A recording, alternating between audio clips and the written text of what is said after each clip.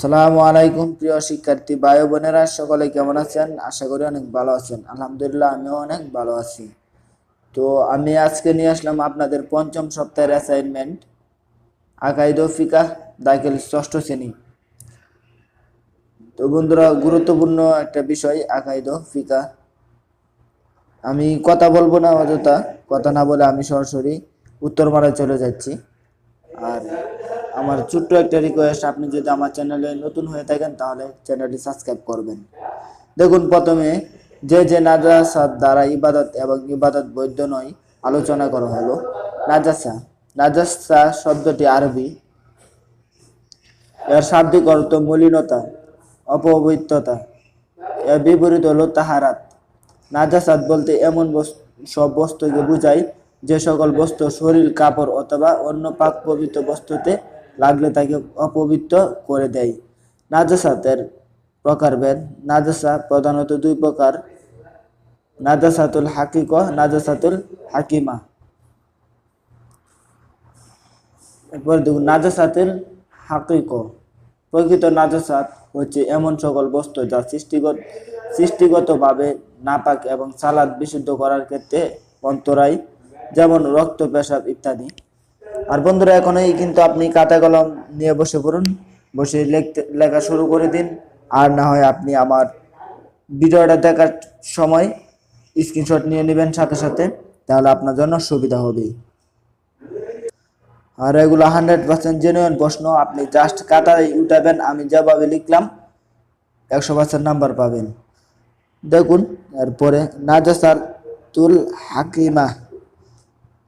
বিধানগত নাজাসা বহি কোনো অপবিত্র বস্তু নয়, বরং এমন বিষয় যা শরীরকে নাপাকির হুকুমের অন্তর্ভুক্ত করে দেয় এবং এ অবস্থায় নামাজ শুদ্ধ হয় না, যেমন হাদাসে আজগর, অজু ভঙ্গের অবস্থা।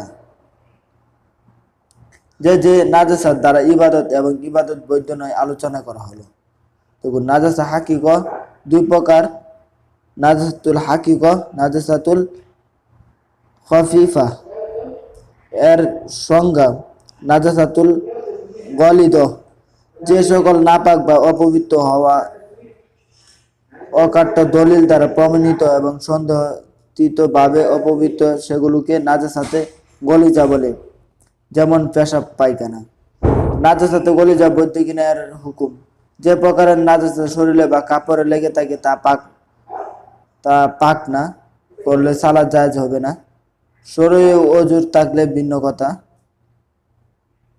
শরীরে ওজর বলতে এমন সময় বা স্থানে শরীরে নাপাক লাগাকে বোঝায়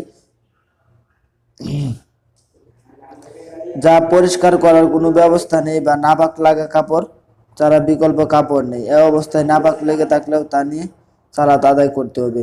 এ থেকে বোঝা গেল যে ভাবে হোক সেটা কাপড় বদলাতে হবে, না হয় নামাজ হবে না। এরপরে দেখুন, যে নাজাসাত দ্বারা ইবাদত এবং ইবাদত বৈধ নয় আলোচনা করা হলো।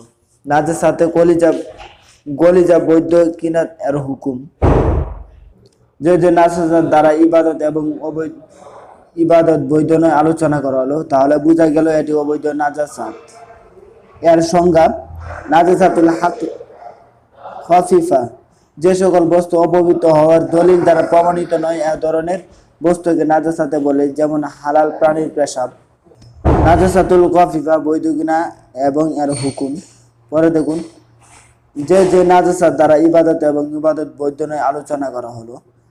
এ জাতীয় অপবিত্রতা শরীরের বা কাপড়ের কোনো অংশের 1/4 স্থানে লাগলে বিকল্প অবস্থা না থাকলে তা নিয়ে সালাত আদায় করা জায়েজ হবে না কিনা জায়েজ হবে। প্রকাশ থেকে যে নাপাকি যত সামান্য হোক না কেন, বিনা ওজরে তা নিয়ে সালাত আদায় করা উচিত নয়। এ থেকে বোঝা গেল এটা কোনো রকম বৈধ নাজাসাত। বন্ধুরা, আপনাদের প্রশ্নটা ছিল এরকম নাজাসাতের। তো পুরো প্রশ্নটা দেখালাম আপনাদেরকে।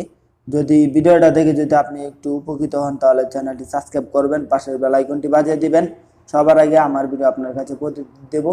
এবং ভিডিওটিতে একটা লাইক দিবেন, কমেন্টে আপনার মূল্যবান মতামত জানাবেন। আর ভিডিওটা করাতে যদি আমার কোনো ভুলভ্রান্তি হয়ে থাকে শুদ্ধভাবে বলতে পারি না অবশ্যই কথাবার্তা, তাহলে ক্ষমার দৃষ্টিতে দেখবেন। আল্লাহ হাফিজ।